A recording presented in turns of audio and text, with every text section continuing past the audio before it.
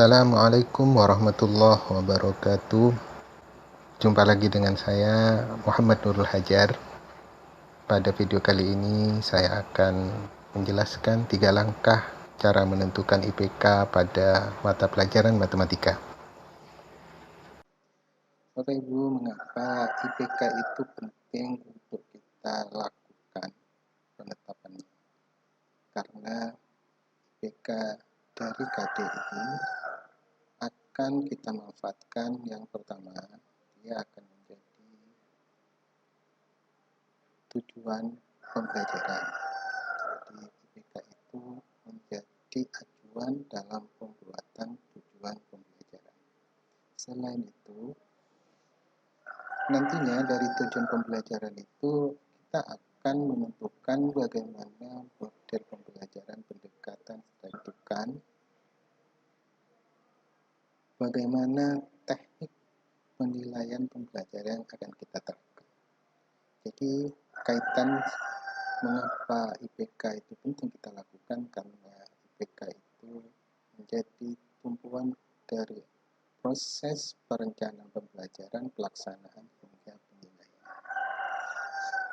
3 langkah merumuskan IPK, Bapak Ibu. Yang pertama adalah kita melakukan analisis KD. Setelah KD kita analisis, lalu kita analisis kata kerja operasional yang ada pada KD. Setelah itu kita baru merumuskan IPK dengan cara menentukan, menggabungkan apa kata kerja yang ada dengan materi yang kita analisis dari KD tersebut. Baik, Bapak Ibu, langkah yang pertama analisis KD. Pada kesempatan ini saya akan memberikan suatu pasangan KD yang KD 3.1 yang bunyinya menginterpretasi persamaan dan pertidaksamaan nilai mutlak dari bentuk linear satu variabel dengan persamaan dan pertidaksamaan linear aljabar lainnya. Dari KD ini kita akan menetapkan atau menentukan yang pertama adalah target KD. Pada KD ini targetnya adalah bahwa kita harus memberikan kompetensi kepada anak bagaimana menginterpretasi persamaan nilai mutlak dan bentuk linear satu variabel. Yang kedua, diharapkan kita juga nanti memberikan pemahaman, memberikan bekal kompetensi bagaimana siswa menginterpretasi pertidaksamaan nilai mutlak dan bentuk linear satu variabel. Kemudian, selain kita menganalisis target KD, kita juga harus menganalisis unsur KD. Ada 2 unsur KD. Yang pertama, kata kerja KD. Terlihat sekali bahwa kata kerja pada KD ini yaitu menginterpretasi. Kemudian, berikutnya itu berkaitan dengan dimensi materi. Dimensi materi pada KD ini adalah persamaan dan pertidaksamaan nilai mutlak dari bentuk linear satu variabel. Kata kerja yang pada KD itu menjadi acuan kita menetapkan IPK. Ada 3 macam IPK. Yang pertama namanya adalah IPK utama atau IPK kunci. IPK utama atau IPK kunci itu adalah kata kerja yang terdapat pada pernyataan KD.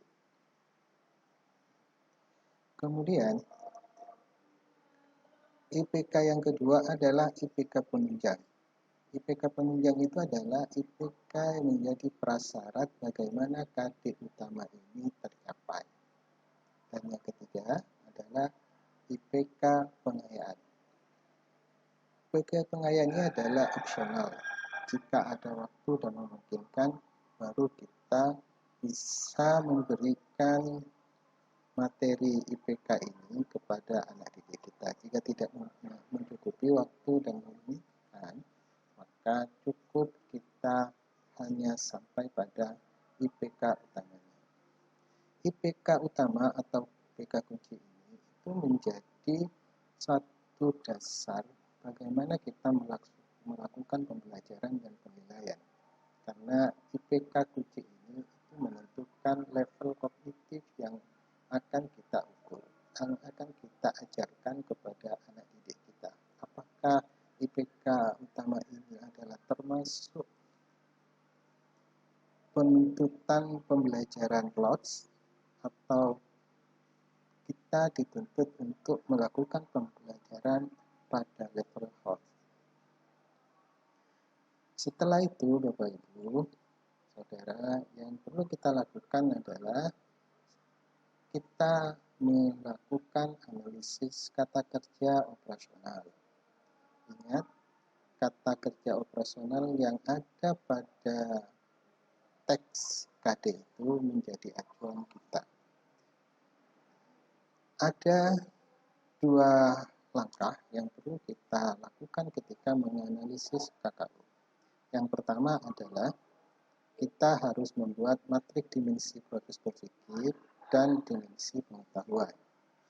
Selain itu, kita itu harus punya pegangan tabel taksonomi dan direvisi sebagai penimbang. Ini merupakan tabel mengklasifikasi kata kerja operasional yang sering digunakan dalam mengkonstruksi kata kerja operasional dalam IPK. Bapak Ibu, kita ingat tadi bahwa kata kerja operasional pada KD kita atau kata kerjanya adalah menginterpretasi. Berdasarkan tabel taksonomi Bloom, menginterpretasi itu berada pada level C4 atau analisis. Untuk melakukan kemampuan untuk menunjukkan kemampuan anak menginterpretasi, dia perlu dibekali bahwa dia sudah punya kemampuan menyelesaikan masalah-masalah yang berkaitan dengan nilai mutlak, persamaan, dan ketidaksamaan. Selain itu, dia juga kan sebelumnya harus bisa memahami, bisa membedakan, memberikan contoh. Dan bisa juga kita meningkatkan proses berpikir anak jika memungkinkan diminta untuk bagaimana mereka membuat gambar dari persamaan nilai mutlak satu variabel. Bahkan kita kadang perlu juga menyisipkan lebih rendah lagi itu bagaimana siswa kita mampu menjelaskan apa itu nilai mutlak, apa itu nilai mutlak dari suatu persamaan linier satu variabel atau nilai mutlak pertidaksamaan satu variabel. Ini bagian kita ketika melakukan analisis kata kerja operasional. Kata kerja operasional yang akan kita gunakan dalam penyusunan KD IPK nanti, itu ada kata yang menggunakan menginterpretasi, menyelesaikan atau menentukan, memahami. Memahami ini bisa membedakan, memberikan contoh, dan sebagainya. Menjelaskan, kemudian menggambarkan. Baik, kita ingat dulu bahwa ketika kita akan melakukan proses pembuatan IPK, ketika ada KD, kita lakukan analisis KD, kita tentukan unsur KD, target KD, kemudian unsur KD. Setelah itu baru kita melakukan analisis KKU. Dari unsur KD yang ada kata kerja KD-nya, maka kita menetapkan bagaimana pada matrik dimensi pengetahuan dan proses berpikir, dan bagaimana kata kerja operasional yang digunakan sebagai penunjangnya, mana yang target atau utama dan mana yang nanti pengayaan.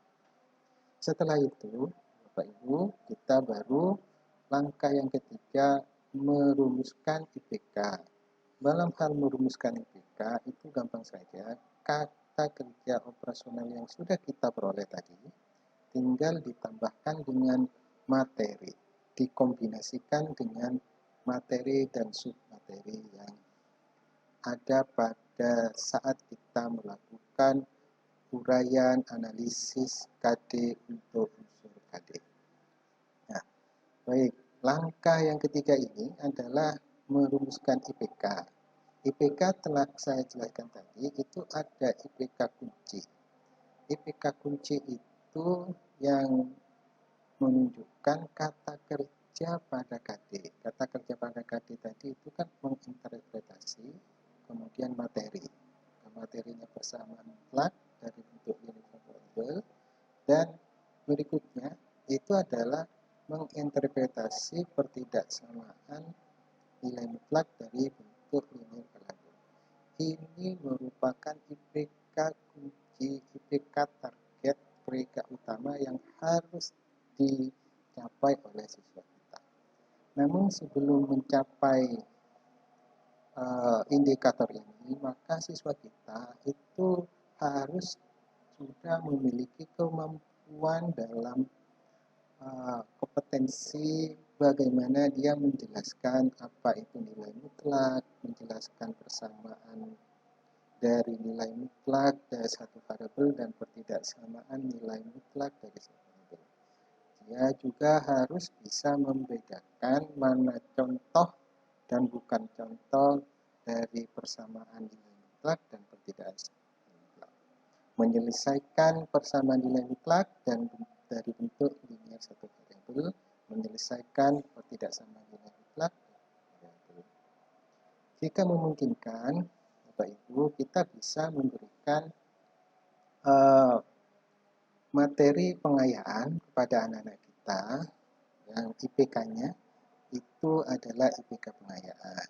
Seperti yang sudah dijelaskan ketika kita menganalisis KKU, yang termasuk pada IPK pengayaan adalah kata kerja menggambar, atau ini pada level membuat, menyusun, level tertinggi.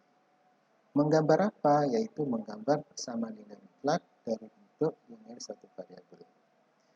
Sehingga dari 3 IPK tadi yang kita bahas, kita satukan menjadi IPK dari KD, yaitu bagaimana siswa nanti kita itu melakukan atau menginterpretasi persamaan, dan selanjutnya hingga kita bisa juga memberikan kompetensi pada anak bagaimana menggambar persamaan nilai mutlak dari bentuk linear satu variabel. Semoga apa yang saya jelaskan ini bermanfaat. Kurang lebihnya mohon maaf. Assalamualaikum warahmatullahi wabarakatuh.